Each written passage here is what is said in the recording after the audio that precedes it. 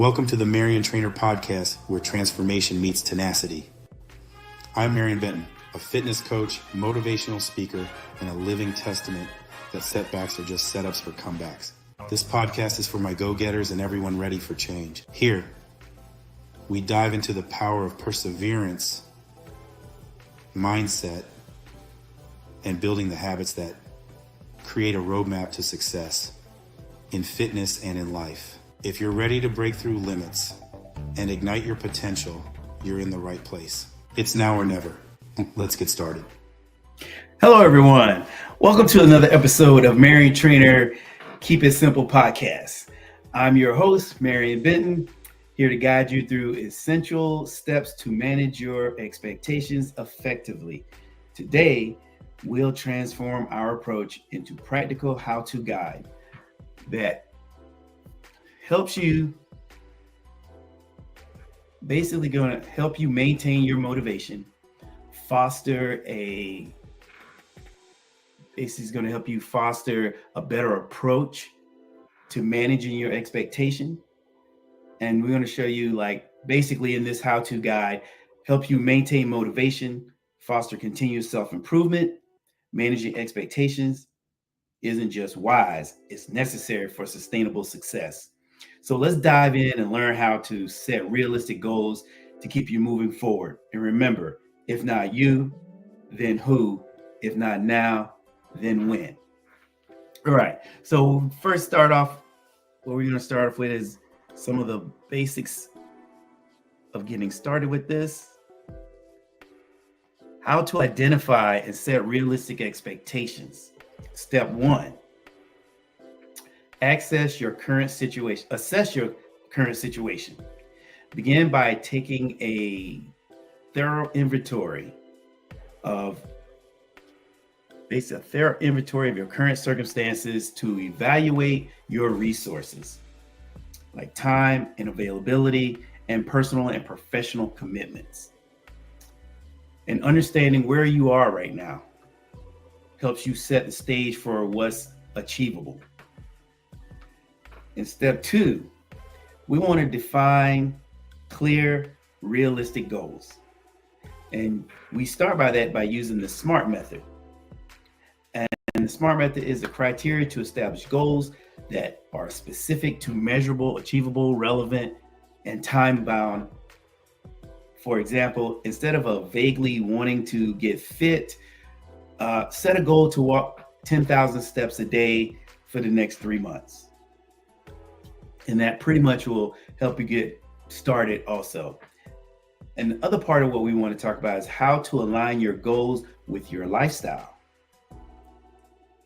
And that should not be taken lightly. Aligning your goals with your lifestyle, it depends on what your lifestyle is. You might be a person who, you work at night. You might be a person who just, trying to get your schedule together and figure out how do I get started and where do I get started at? So one of the things we want to talk about is match your goals with your lifestyle. Consider how your goals fit into your daily life. Ensure each goal respects your current limitations and stretches your capabilities without overwhelming you, because this balance is key to preventing burnout and discouragement. And that happens a lot with people. And another thing you're going to have to do is plan for challenges. That's just life. Anticipate potential obstacles, plan how to address them. Be proactive in your approach, which reduces the impact of setbacks and keeps you on track. And to give you an example, if you know you have a busy period coming up at work, adjust your goals to accommodate a more realistic schedule. And that sometimes can be, if you don't accommodate your schedule, that can sometimes get you all wound up and basically out of sorts. So we're going to say how to adjust the expectations to stay motivated. One of the things you can do is regular check-ins. Schedule regular assessments of your progress towards your goals. This might be weekly or monthly, depending on the goal. Use these check-ins to adjust your expectations based on based on what's been working and what hasn't. In step 6, we want to celebrate the small wins. Recognize and celebrate your progress, no matter how small. This reinforces positive behavior and keeps you motivated. And for instance, you've maintained your walking goal for a week straight. Well, treat yourself to a movie night, or another small reward, because that matters, and it basically gets you to that point where you're feeling good about your goal and head to the next step. And number 4, how to incorporate feedback and reflect. Seek feedback. Don't hesitate to ask for feedback from trusted friends, family, or colleagues. Sometimes an outside perspective can offer valuable insight into how you might adjust. Your expectations are more effective when you actually adjust them and check in with someone. And then the next step, we reflect and grow. Use your experiences and feedback to refine your approach. To continually remember, managing expectations is not about setting limits, but about fostering growth that is consistent. And that key word is being consistent. And when it's consistent, another thing, and sustainable. As we get closer, and I let you all know, and I pretty much share most of my experiences with you, and I'll continue to share them with you. You got to be consistent. That is like the number one thing. You got to be consistent. And as we get close to, wrapping up today's how-to guide of managing expectations, keep in mind that this process is about empowering yourself to achieve lasting change. With each step, you're building a foundation for success that respects your reality and enhances capabilities. And we're going to get you to the point where we're going to have a call to action. And when you get to that point about, for a call to action, I'm going to encourage you to take these steps and start applying them today. Visit Mariontrainer.com for more resources. Check out our ebook, Me versus Me, for further guidance, and explore our course, onboard101.com/Mariontrainer, to support your journey. And remember, you guys know we're gonna pause for the cause, because what I want you guys to understand is having how to manage your expectations and not put so much pressure on yourself. And don't give yourself unrealistic goals. Don't set yourself up for unrealistic goals, like saying stuff like, oh, I want to lose 30 pounds next month. I want to lose 30 pounds in 2 months. Why don't you just aim for a half a pound a week, or maybe a pound a week? Or with your job, if you have a huge project, don't take on more than that project, because then you're putting all kind of pressures on yourself where you just start to feel overwhelmed, overworked, underpaid. Those are the things that probably put you in a mindset of discouragement. And we don't want that. Like I'm saying, here at Mariontrainer, we're trying to keep things simple for you. I want you to be able to absorb this in a small amount of time, but get so much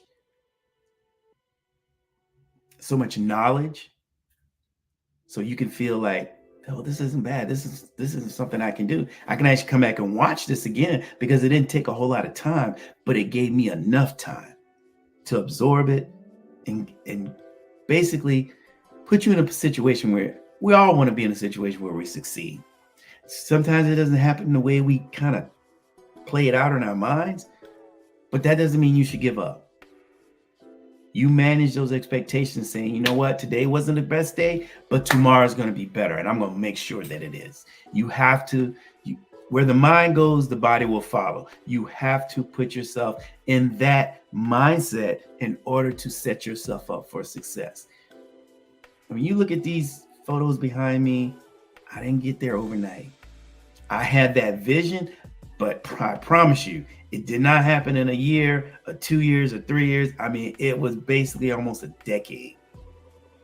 But I didn't stop because I did manage my expectations. My expectation was to be better than I was the year prior. And each time that I accomplished that, it made me want to keep going. And that is all I want for you all. And of course, you know what I say at the end of the day: if not you, then who? If not now, then when? Take control of our expectations and unlock our true potential step by step. I'm happy that you guys join me, because here at Mariontrainer, we try to keep it simple, but yet effective. You know, when managing your expectations, come back and listen to this and see the steps that it will take that'll make you feel a little better, so you don't have to run the risk of having anxiety, nervousness, or being depressed because you feel like you're not able to do it. You can do anything you put your mind to, but sometimes you hit a wall. Sometimes you stumble, and it's okay. We all do. We all have fell short, but that doesn't mean we give up. We keep trying. We keep forging ahead. We keep telling ourselves, you know, my time is coming. My time is right now. So let's get going. And at the end of the day, it's now or never. It's me versus me. You guys take care of yourselves, and most of all, take care of each other. Have a wonderful weekend. And let the week ahead be one that you plan for, be one that you're ready for. Whether it's a stumbling block or not, you are the best person you know. And I want you guys to have a wonderful, wonderful outlook on what the great things ahead have in store for you. Y'all take care, and most of all, again, take care of each other and go shoot for the moon. And if you fall short there, you land amongst the stars. Take care.